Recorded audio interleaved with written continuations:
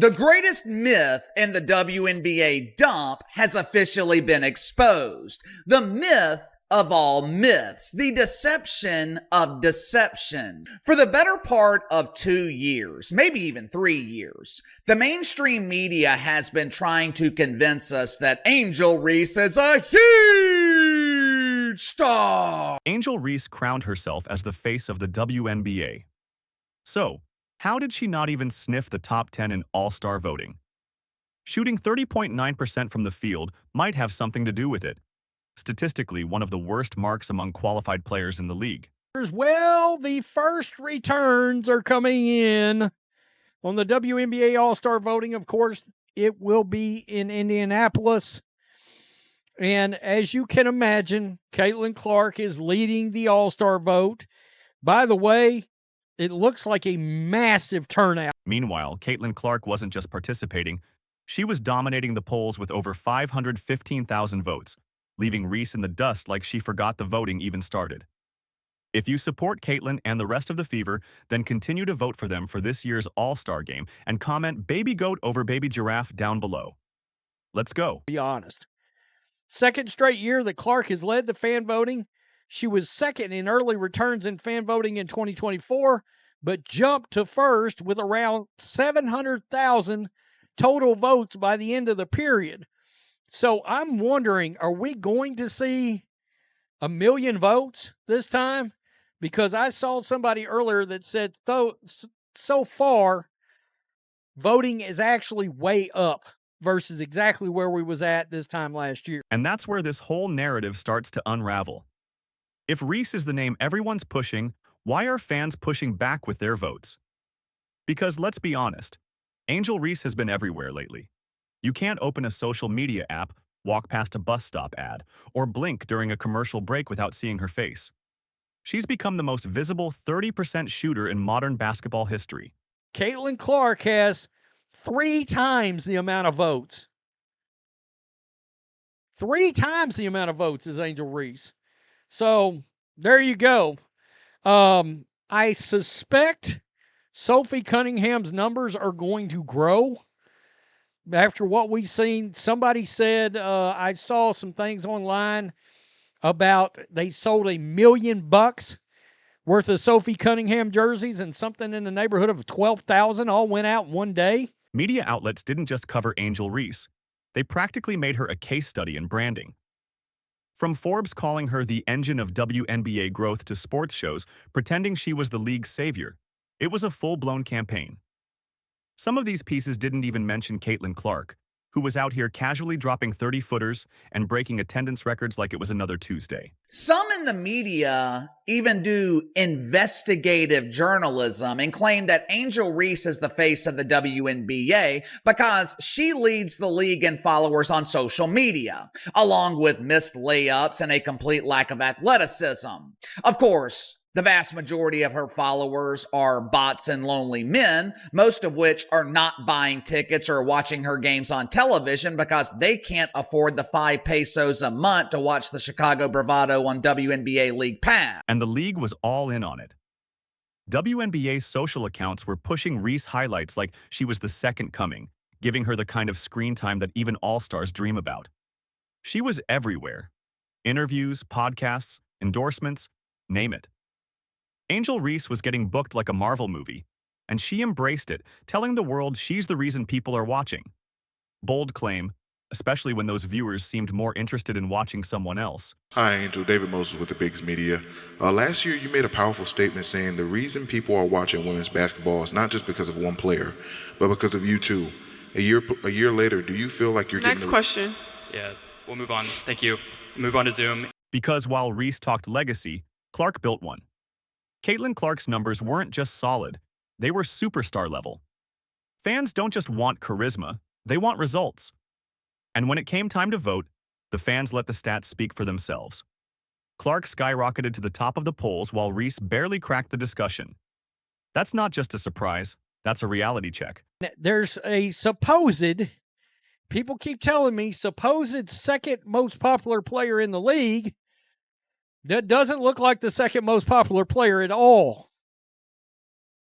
And In fact, a rookie I have been touting that is playing better than Angel Reese, Kiki Arifin. Well, basketball fans are showing up, and they have got her voted ahead of Angel right now. Angel is not in the top 10. And that disconnect is telling. Why didn't all this hype translate into actual votes? For every story celebrating Angel Reese's charisma, Caitlin Clark was out there putting up box scores that demanded respect. While Reese was trending for tweets, Clark was trending for highlights.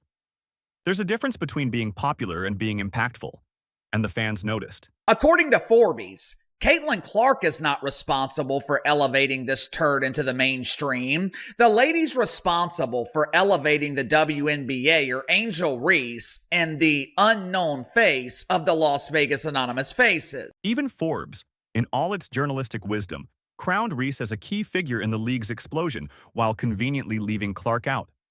That kind of narrative building doesn't hold up when the fans are the ones writing the next chapter. And when the dust settled, it was Caitlin's name at the top of the ballot. Not because of hype, but because of game. Enough to tell you where Angel Reese's place is. Well, it's 13th place. And I can tell you right now, Jonquel Jones ought to be ahead of her. This goes deeper than basketball.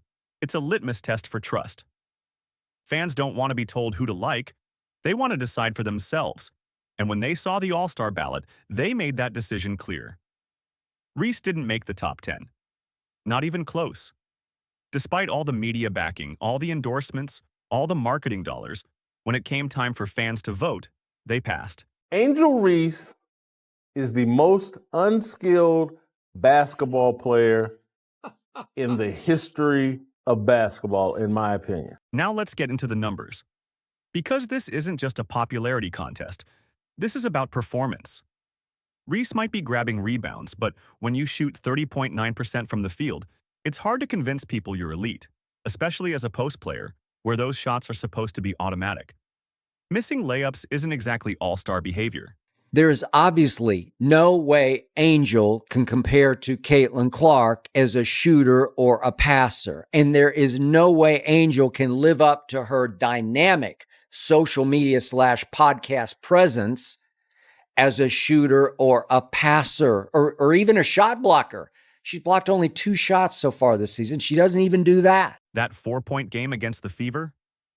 Let's not forget Caitlin Clark wasn't even on the floor. It was Reese's moment, and she put up a dud. That's not the stuff that earns votes. That's the stuff that earns memes. And while her fans point to her rebounding numbers, a deeper look reveals a lot of those are what people are calling me-bounds. Rebounds off her own misses. Efficiency still matters in this league. She has energy. She has an attitude. She'll rebound you the basketball. Great. Nothing else. She has not. She's got self-awareness. She knows that she's not a very good basketball player. Sure, the hustle's there. She fights for boards and stays active. But it's 2025. Teams want players who can score, pass, defend, and hit free throws when it counts. If all you bring is rebounding and empty swagger, you're not making the cut. Especially when there are rookies and veterans putting up double-doubles without needing a camera crew. They continue to talk a good game instead of being about a good game. This is fan voting. This is literally vote for who you are a fan of. Vote for who you're a fan of, or vote for who you think is most worthy. Vote for who you're a fan of. Vote for who you think is most worthy. Vote for who you think are the stars in this league. Angel Reese fans, you guys aren't fans of her? You don't think she's most worthy? You don't think she's a star in this league? Let's also talk about fan connection. Caitlin Clark didn't beg for a crown. She earned it. She's relatable, she's composed under pressure, and she delivers when it counts. Clark has turned doubters into believers and arenas into her personal stage. Angel Reese, meanwhile, is still rehearsing. Loud confidence with low percentages isn't a recipe for fandom. It's a recipe for Twitter debates. This is a league desperately trying to grow its audience. If the goal is to bring new fans in, then you have to give them stars who actually shine. Clark is doing that. She's bringing in viewers, filling seats, and lighting up the scoreboard. Reese, on the other hand, is bringing in a lot of broken backboards and missed shots. So here's the verdict. All-star selections aren't about who has the most Instagram followers or who said the boldest thing in a press conference. They're about performance, production, and proving it when it counts. Caitlin Clark? She's proven it. Angel Reese? She's still looking for her shot, and apparently, her fan base. And that's the difference. One player is redefining the league with every pass and three-pointer. The other is learning that media buzz can't carry you where buckets can't. Let that be a lesson. Not only is the self-proclaimed Barbie not in the lead, Angel Reese isn't even close to making the top 10. Let's stack Angel Reese up against some of the WNBA's most well-rounded forwards. Take Aaliyah Boston. She's not just a rebounding machine. She's a two-way threat who racks up points and shuts down opponents, and fans rewarded that complete package with about 447,000 votes. Then you've got Kiki Iriafen, putting up double-doubles like it's her day job and pulling in over 213,000 votes in the process. What sets these players apart isn't just one standout skill, it's that they touch every corner of the stat sheet. That's the kind of versatility fans are eager to vote for. 7, 8, 9 on the list are Kelsey Mitchell, Sabrina Ionescu, and Lexington Hull. The following three are Kiki Iriafen, Kelsey the Plumber, and Satu Sabali? You mean to tell me these unknowns are ranked ahead of the face of the league? Even if you zoom in on Reese's strengths, it's impossible to ignore the glaring holes. Sure, she hustles under the basket and fights for position like her lunch money's on the line, but rebounding alone doesn't build a complete player. Analysts agree. The WNBA is a league full of multi-skilled threats, and players who only dominate in one area risk becoming one-dimensional. Reese's stat line reflects a player who hasn't yet found that balance. Until she expands her game, her ceiling will stay firmly capped. Lexi Hall, 217,000, and there is Kiki Iriafen, 213,500. She's averaging a double-double, a legit double-double, with a good field goal percentage. Angel Reese, well, wait a minute. I thought it was about you too. Everybody's watching because of me too, except everybody's not watching because of you too. I mean, guys, if the ratings ain't enough and the attendance ain't enough and what happened at LSU ain't enough and all this other stuff ain't enough to tell you where Angel Reese's place is, well, it's 13th place. The numbers say it loud and clear. While Reese is a rebounding force, her inefficient scoring and limited offensive impact hold her back from serious all-star consideration. That brings us to the central question. In today's WNBA, what actually earns an all-star nod? Rebounding might grab headlines, but fans clearly want more. Let's dig into what the voters really told us. So even right down here, the Mirror's calling out Angel Reese. As for Reese, one-time All-Star from last year in a rookie season alongside Clark, who appears set to earn a second honor, has struggled in 2025. 23-year-old, notorious for her rebounding supremacy, averages 11 points, but the Sky are 3 and 8. And she's shooting like, I don't even know what she's at now. It's probably less than 35%. The voting mechanics are simple. 50% of the vote comes from fans, while players and media each contribute 25%. That gives fans the biggest voice in the outcome, and with that power, they chose to pass on Angel Reese. Caitlin Clark, by contrast, collected a staggering 516,000 votes, utterly dwarfing Reese's 173,000. That's not a voting gap. That's a vote canyon, wide enough to build a storyline in and still have room for a halftime show. Let's see. Fan voting runs through the 28th. Culmination of fan voting, 50%. Player votes, 25%. And media votes. Oh, that's going to be where Angel Reese makes her move. Media votes, 25%, will determine the All-Star starters. Looking right at you, CBS, you still ain't released the ratings. This outcome reveals something deeper than just preference. The All-Star vote is supposed to measure popularity, peer respect, and media momentum. And yet, despite months of wall-to-wall coverage hyping Reese as the league's breakout star, fans said, no thanks. They didn't fall for the headlines, they judged based on gameplay.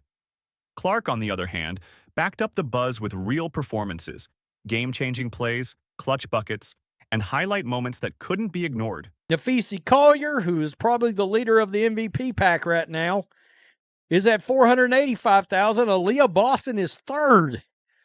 447,000, as she should be. Aaliyah should get some MVP conversation. I'm going to be honest. Look at the rest of the top 10, and the message becomes even clearer. Aaliyah Boston racked up nearly 450,000 votes, not because she's flashy, but because she's consistent and impactful on both ends of the court. Nafisa Collier, last year's Defensive Player of the Year, and this season's MVP frontrunner, pulled in nearly 500,000 votes. Fans are rewarding substance over spectacle, production over personality. Reese's stats just don't measure up. I know Kelsey Plum is likable. She's a lovely lady, but you mean to tell me she's more popular than Angel Reese? The same Angel Reese who has been begging, and I mean begging, people on social media to vote for her? Angel Reese, number 13 on the list, 173,000 votes. It's telling that while Reese leads the league in rebounds, that alone isn't enough. In a league that values versatility, she remains a one-trick pony. And fans aren't fooled. They want complete players, athletes who not only work hard on the boards but also stretch the floor, defend tough assignments, and carry their team when it counts. Didn't shoot a single free throw. Although she did have 12 rebounds, her average, which does lead the league. But a couple of times Angel drove it and flung up just these wild shots from 3 or 4 feet that missed the rim by, 3 or 4 feet. Just looked so ridiculously awkward, like she'd never even played basketball. Reese's rise has been driven more by persona than performance.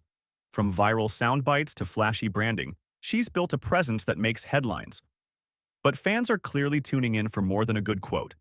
The league and the media got ahead of themselves, propping up a star before the stats were there to back it up. And now the fan vote has exposed that disconnect. They chose proven contributors like Clark and Boston over Reese, no matter how often she appeared in highlight reels or commercials. So what does this say about how the WNBA should approach building stars? It's a reality check, plain and simple. You can't engineer a superstar. You can't paste someone's face on a billboard and expect the fans to fall in line.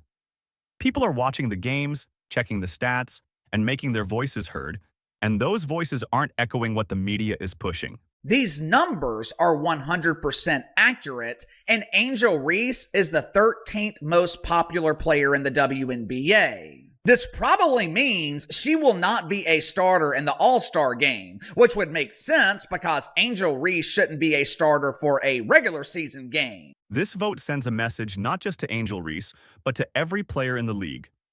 Want to be an All-Star? Deliver consistently.